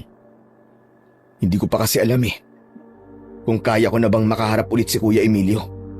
Wala akong ideya kung magiging masaya ba ako o hindi kapag nagkita ulit kaming dalawa. Kapag nagkita kayo, sabihin mo sa kanya ang lahat ng nagawa mo. Sabihin mo, "Hoy kuya, ito nga pala ako ngayon. Isa ng manunugis, yung dating minamaliit mo. Ang astig mo kapag ginawa mo yun." Puro ka talaga kalokohan eh. Sa tingin mo ba magagawa ko yun base sa pagkakakilala mo sa akin? Hindi. Kahit yata tadyak-tadyakan ka ng kuya mo, hindi ka lalaban eh. Pero sa bagay, hindi mo na kailangang ipagyabang ang kung ano ang meron ka ngayon at kung ano-anong nangyayari sa buhay mo. Alam mo kung bakit? Ang ibang tao na ang gagawa nun sa'yo. Sobrang sikat mo na kasi ngayon, Macario. Kung saan-saan na naririnig ang pangalan mo. Hindi pa rin ako makapaniwala na nangyayari ang lahat ng to. Dati kasi ay pangarap ko lang to at wala akong ideya kung paano ko to maisa sa katuparan. Alam mo yun, para bang panaginip lang ang lahat. Nagpatuloy kami sa paglalakad ni Robert hanggang sa nakarating na kami sa harapan ng bahay ni Mang Jacinto. Nasa labas pa lang kami nang salubungin na kami ni Mang Jacinto at napansin ko ang pagkabahala sa kanyang mukha. Mga Sinto, alam niyo po ba na nagawang talunin ni Macario yung manananggal? Grabe, ang galing po niya. Dapat nandun kayo eh, para nakita nyo kung paano sinibat ni Macario yung manananggal gamit yung itak niya. Asintado talaga tong kaibigan kong to. Kasi sa puso mismo ng manananggal, bumaon yung itak. Masaya akong marinig yan. Pero may bisita ka, Macario. Bisita? Sino pong bisita? Ang mabuti pa, ay ikaw nang umalam kung sino. Naroon siya sa loob. Robert, dito muna tayo sa labas at hayaan natin si Macario at ang bisita niya na makapag-usap. Napuno ako ng pagtataka dahil wala akong ideya kung sino ang maaaring maging bisita ko. Sa pagpasok ko sa bahay ay nagulantang ako dahil naroon ang Kuya Emilio ko. May lungkot sa kanyang mga mata habang nakatingin sa akin. Kasiyahan at pagkasabik ang una kong naramdaman, pero agad yung naglaho nang maalala ko ang sandaling pinalayas at itinakwil ako ni Kuya Emilio. Hindi ko inasahan na mapupuno ng galit ang aking puso. Kumusta ka na, Macario? Alam mo ba na hanggang sa baryo natin ay nakarating ang mga kwento tungkol sa'yo? Masaya ako na isa ka ng ganap na manunugis at hindi lang basta manunugis, kundi isang kilala at mahusay na manunugis. Anong ginagawa mo rito? Alam kong hindi naging maganda ang huli nating pag-uusap. Humihingi ako ng tawad sa pagpapalayas at pagtatakwil ko sa'yo. Kung alam mo lang, pinagsisihan kong ginawa ko sa'yo. Naisip ko na hindi ako naging kapatid sa'yo. Aaminin ko na kaya hindi kita sinasanay na maging manunugis ay natatakot ako na mahigitan mo ko. Huli na para mapagtanto ko na mali pala yun, na ang dapat ay wala akong inggit na mararamdaman kung sakaling maging mas mahusay ka sa akin. Nandito ka ba para humingi ng tawad? Kung ganun, pinapatawad na kita. Nagpapasalamat rin ako, kuya, na pinalayas mo ko. Dahil kung hindi mo yung ginawa, ay hindi ako magiging isang manunugis. Hindi lang yun ang ipinunta ko rito. Nandito ako para hingi ng tulong mo. Isang malakas na aswang ang umaatake ngayon sa baryo natin. Marami na siyang pinatay. At alam ko na ikaw lamang ang makakatulong sa amin. Teka, hindi ba isa ka manunugis? Bakit hindi ikaw ang pumatay sa aswang na sinasabi mo? Ilang beses ko na siya sinubukang patayin, pero hindi ako nagtagumpay. May mga pagkakataon pa nga na muntik na niya ako mapatay, Macario.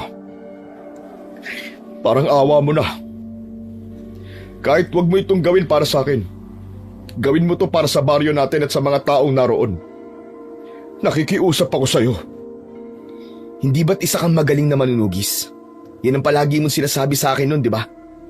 Patunayan mo yon at ikaw ang pumatay sa aswang na yon. Marami pa akong dapat gawin. May mga baryo pa akong pupuntahan para tulungan sila. Kaya wala akong oras para gawin ang pinapagawa mo. Maluwaluwang tumango si Kuya Emilio. Ilang segundo siyang tumahimik bago siya muling nagsalita. Naiintindihan kita. Alam ko na galit ka pa rin sa akin at naiintindihan ko kung bakit ganyan ang nararamdaman mo. Huwag kang mag-alala dahil hindi ako galit na tumanggi ka. Kasalanan ko rin naman kasi kung bakit naging ganyan ka. Imbis na gabayan kita, ay ipinagkait ko sa iyo na sanayin ka para maging isang manunugis. Pero umaasa pa rin ako na mapapatawad mo ko balang araw. O siya, sige na, aalis na ako. Salamat dahil kinausap mo ko at gusto kong sabihin sa iyo na ipinagmamalaki ko kung ano man ang naabot mo ngayon. Isang mapait na ngiti ang pinakawalan ni Kuya Emilio at saka siya lumabas ng bahay ni Mga Sinto. Bagsak ang balikat niya at ramdam ko ang labis na kalungkutan niya.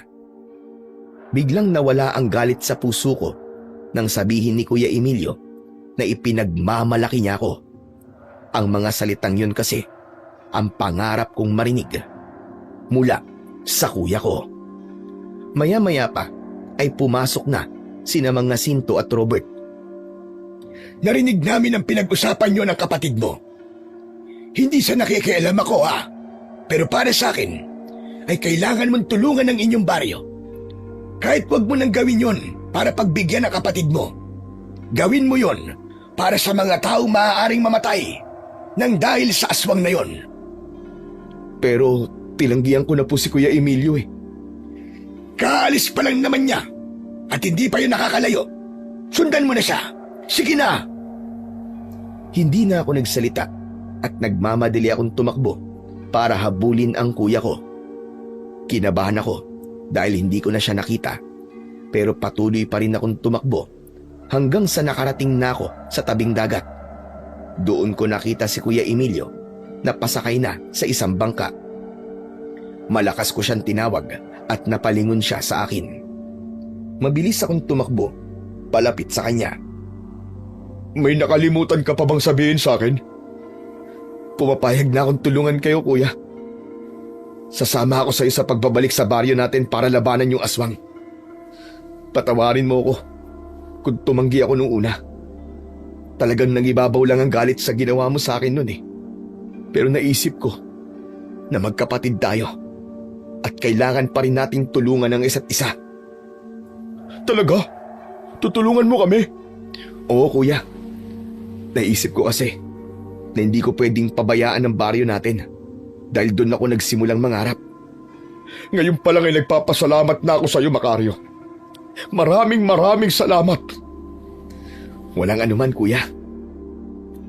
Hindi na nagsalita si Kuya Emilio at mahigpit niya akong niyakap. Gumanti naman ako ng yakap sa kanya at labis ang kasiyahan ko ng sandaling yon. Dahil yun ang unang beses na nakaranas ako ng yakap ng isang kapatid. Nang araw din na yon ay sumama na ako kay Kuya Emilio pabalik sa aming baryo. Hindi na sumama si Robert sa akin at naiwan siya kasama ni Mang Jacinto.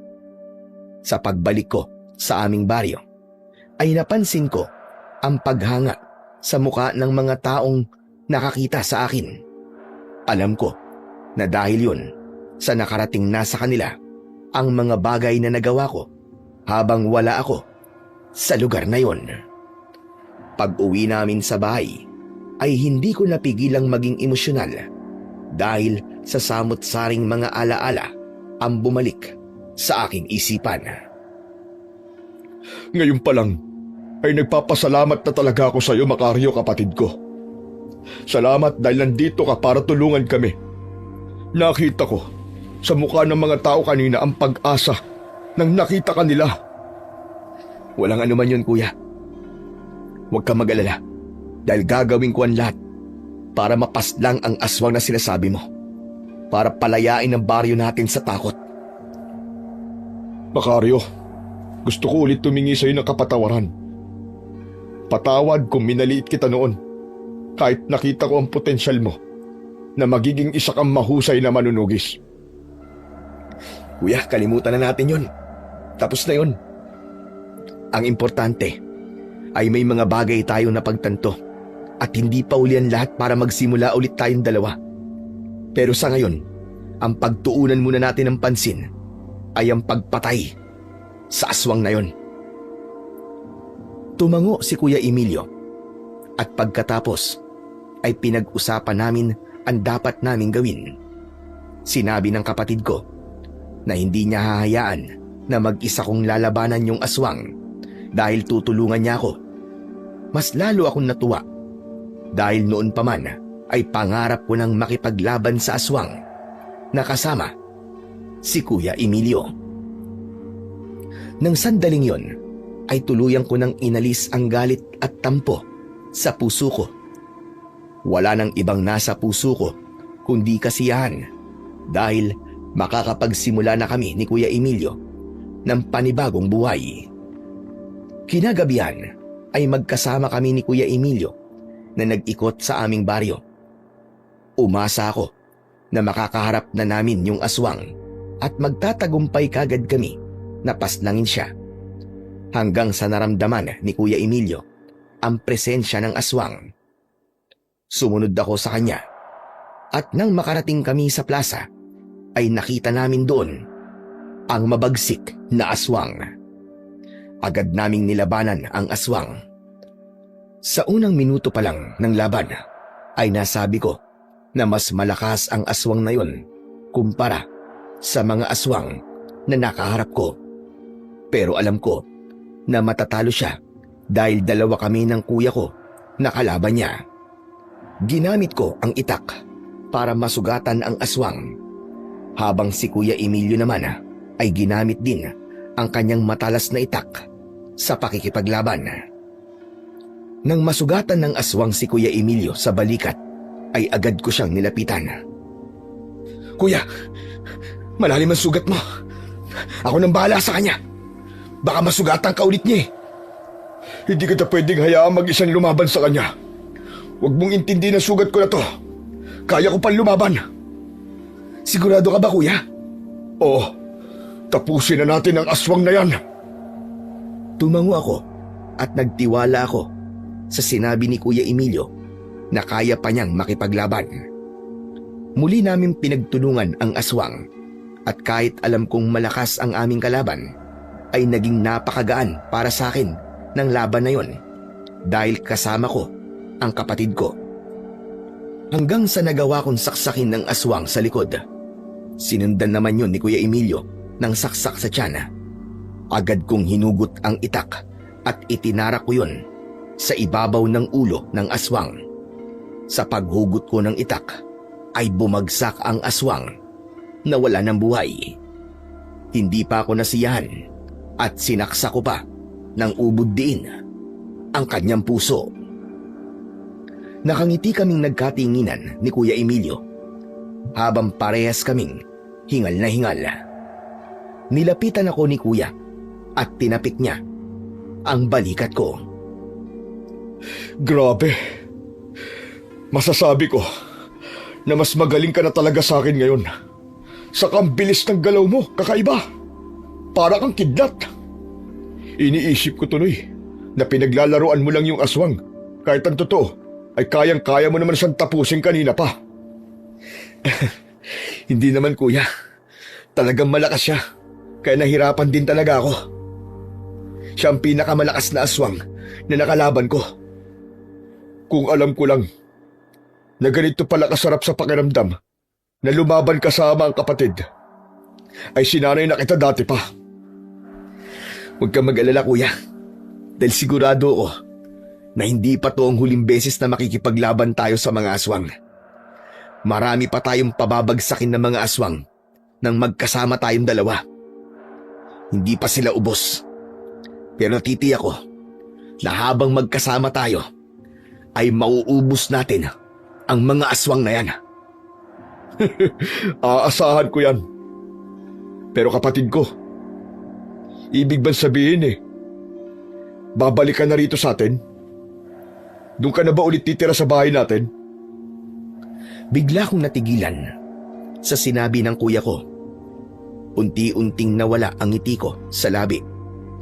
Naalala ko kasi si Mga Sinto at si Robert na alam kong masaya na sa San Delfin. Sa totoo lang, kuya, gusto kitang makasama ulit. Gusto kong makabawi tayo sa isa't isa pero hindi ko kasi kayang iwanan sina Robert at Mga Sinto. Sila kasi ang mga taong unang naniwala sa akin at napakalaki ng utang na loob ko sa kanila. Kaya pasensya ka na, kuya, kung mas pipiliin kong manirahan pa rin sa San Delfin. Sana, kuya, maintindihan mo ko. Ano ka ba? Huwag kang mag-alala.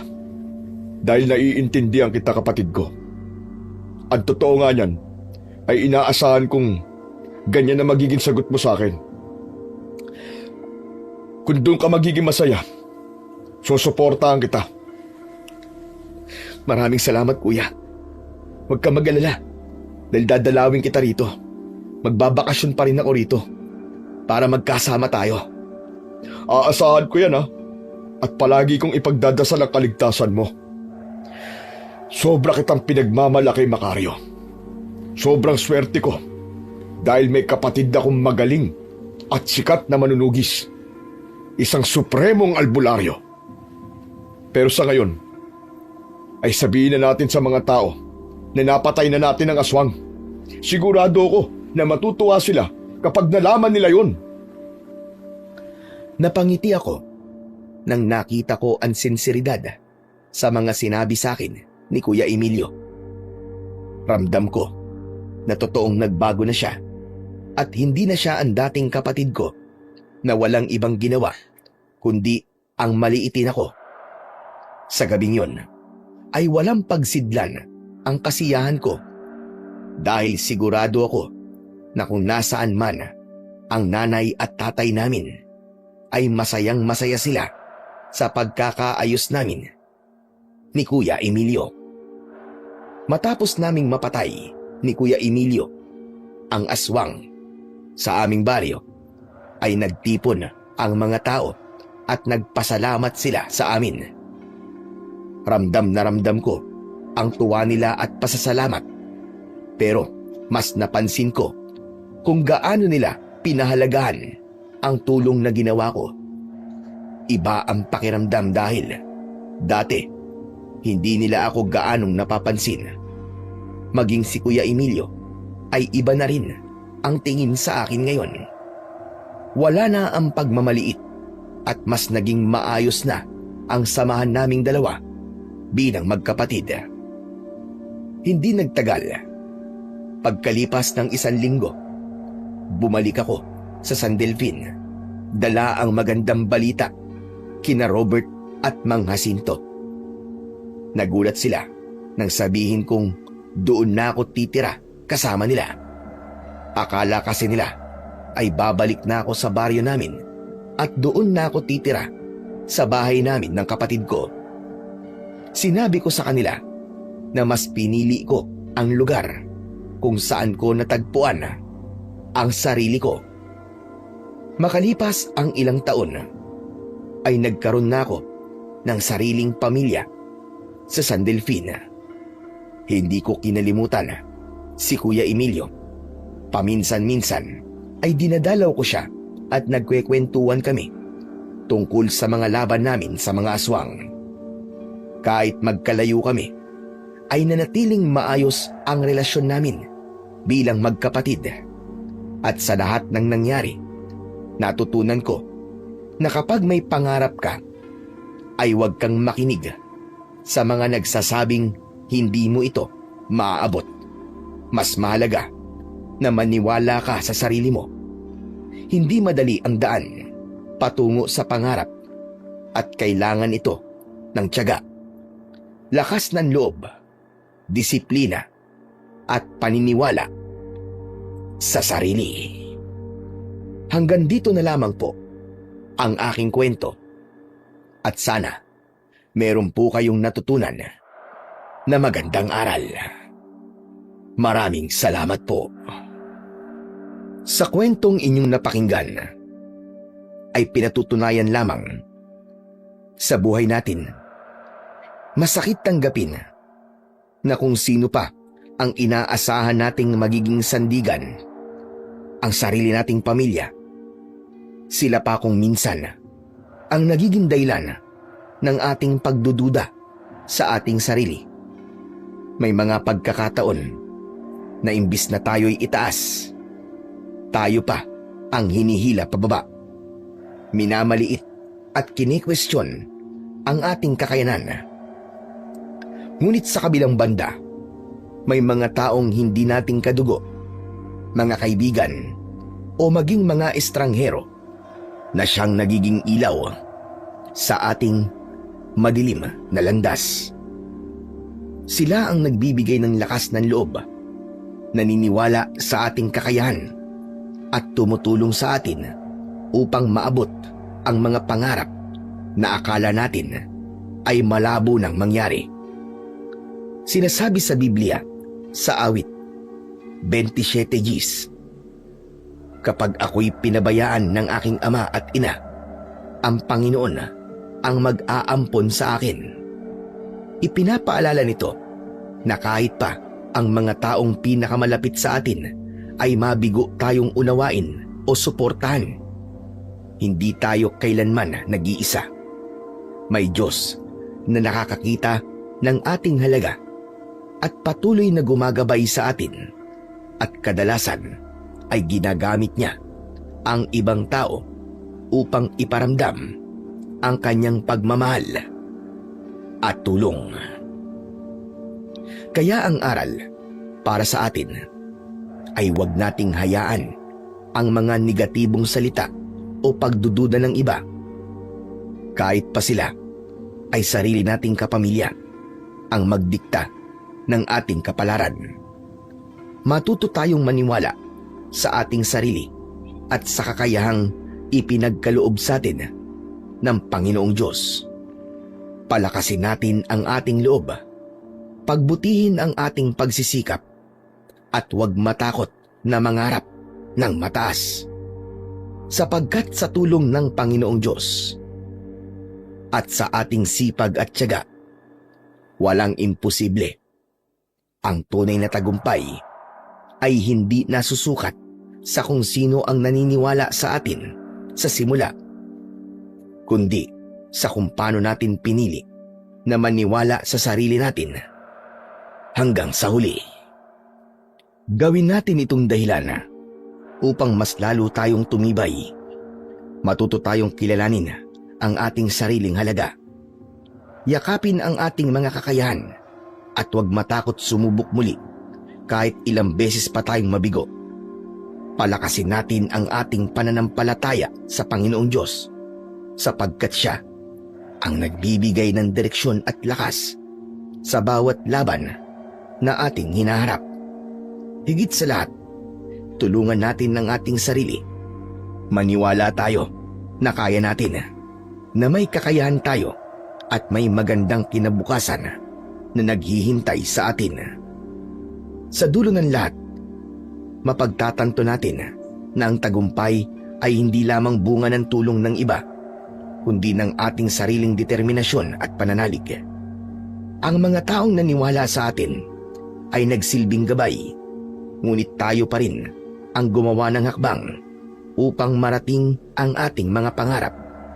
At sa bawat tagumpay na ating makakamit, mas mauunawaan natin na hindi hadlang ang kakulangan ng suporta ng iba, kundi isa itong hamon upang mas patunayan sa ating sarili at sa mundo na kaya nating umangat, magtagumpay at abutin ang ating mga pangarap sa tulong ng Diyos at ng ating sariling sipag at tiyaga. Maraming salamat po sa walang sawang pagsuporta at pagsubaybay sa aking mga YouTube channel. Huwag niyo rin pong kalimutang mag-subscribe at i-hit ang notification bell para sa mas marami pang makapigil-hininga na kwentong aswang at katatakutan mula sa mundo ng kababalaghan. Hanggang sa muli po, at pagpalain kayong lahat ng ating dakilang Diyos na siyang pinakamakapangyarihan sa lahat.